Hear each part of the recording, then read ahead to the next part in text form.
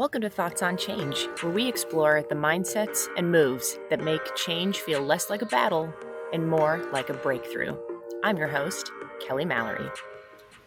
Have any of you lost it when you've experienced resistance? Now, let me clarify. When I say lost it, I mean you've gotten frustrated and angry and you feel your blood starting to boil and eventually you explode in some way, either with a sharp comment or yelling, or by imploding, where your mind yells and rails, but you hold it in. If you have, don't worry, this happens to us all. But when it does happen, especially if it is a repeat occurrence, it can be detrimental to the momentum of your change effort. Not to mention, feeling frustration and anger for extended periods of time or repeatedly can be detrimental to your health. Now, here's how it can derail your change efforts. When you get frustrated or angry, even if you try to hold it in, whoever you're interacting with will slowly start to shift to the same emotional state as you. So, by you getting frustrated, you are inviting those you are interacting with to also get frustrated. And frustration and anger are emotions similar to fear, which we touched on last week. These emotions exist where our brain can start to shift activity from our logic centers to our survival regions. And in this state, it becomes very challenging to de escalate these feelings quickly. Once you or those you're interacting with make it to this stage, forget about staying calm and reasonable with whatever discussion or explanation you are going through. Now, sometimes showing strong emotion can actually help your cause, but only if it happens infrequent or sparingly. So, what should you do if you find yourself in this situation? Well, that's exactly what a supervisor asked me over this past week.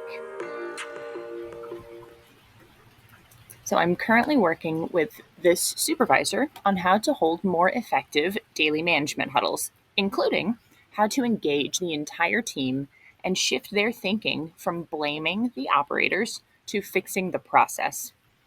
The other week, during our weekly coaching conversation, he said to me, I'm getting so frustrated in the huddles, and I know if I open my mouth to say anything, I'm going to explode at them. And I know that will only make things worse. How do you stay calm? Please tell me what you do. And so, first off, kudos to him for recognizing that if he exploded at his team, it would not invite the behavior he wanted. This is a really important part. It takes a lot of practice to even recognize that you are in this situation, and it takes a lot of self awareness to know that if you say anything in this state, you will cause more harm to your change efforts. Now, here is the coaching I gave him. If you're too far into that frustration and anger and cannot come back, just walk away.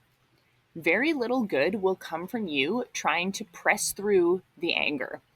Here are some options for how to extract yourself from the situation with as much grace as possible.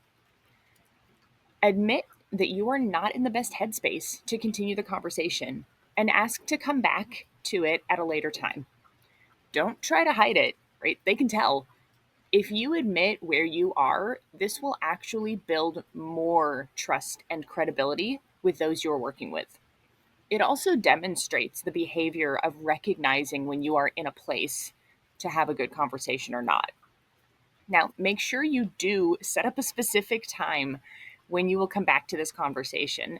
This shows you still want to engage and will ensure it happens. So, all of this might sound something like, hey, I'm sorry, I'm not in the right mindset to continue this conversation. Can we come back to it in 3 hours? If you are not too far into this state and you want to get yourself into that more calm and rational mindset, there are several techniques that may work for you. So there are the classic ones of like count to 5 or 10 or take a few deep breaths. If these work for you, great. Do that before engaging with the situation again. Take a pause, do the counting, take a few deep breaths, and then come back into the conversation. Now, if these more classic practices don't seem to work for you, or you want something that is a little more powerful, I advise that you try the following. First, anchor yourself on some physical sensation. So, this can be the rising and falling of your chest or stomach with every breath. It can be the feeling of your bum on the seat or your feet on the floor. It can be the sounds in the room or the space you're in. It can even be some visual detail. And once you have found an anchor point, really focus on the sensations or sounds or what you see and do your very best to let go of all thoughts in your head. This is a micro mindfulness practice that I learned from Shirzad Shamin's book, Positive Intelligence. Staying laser focused on a physical sensation, audio, or visual, even for just a few seconds, shifts the focus from thoughts swimming in your head and bringing you back to being more in your body. And when you're more in your body, you are more calm and at peace, and your brain has that chance to shift resources back to your logic centers. Now, you might be thinking, wow, this sounds like a load of BS. And if that's you, that's okay. I get it. It does sound like something that might be a little BS. But I challenge you to just try it. Just once, and then let me know if you still think that it might be a load of BS. Others of you might be wondering, if I'm focused on these other things, will I still be able to listen to the other person? The answer here is also surprising. Yes, focusing on your physical senses and letting go of thoughts still allows you to hear what the other person is saying. It's actually when you're thinking too much that you don't hear people.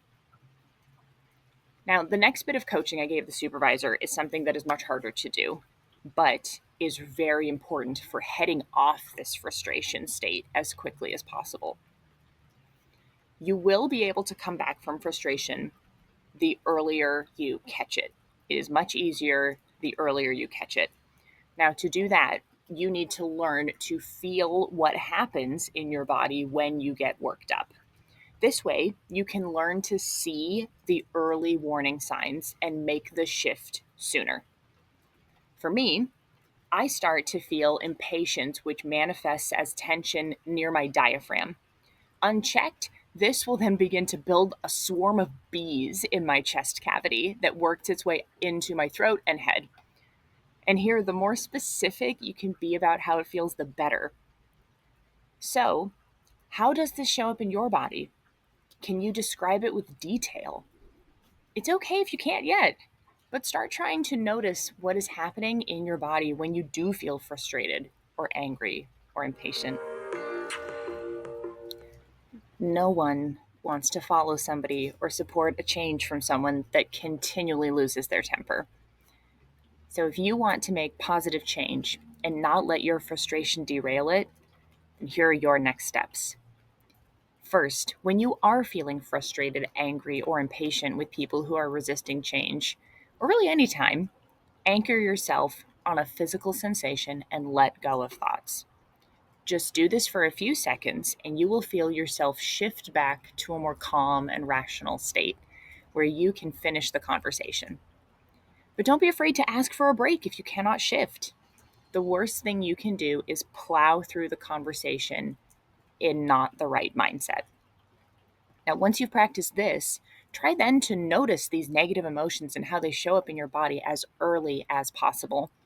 This way, you'll be able to head them off sooner, and the shift won't need to be as big. So let me know how this goes and what you learn.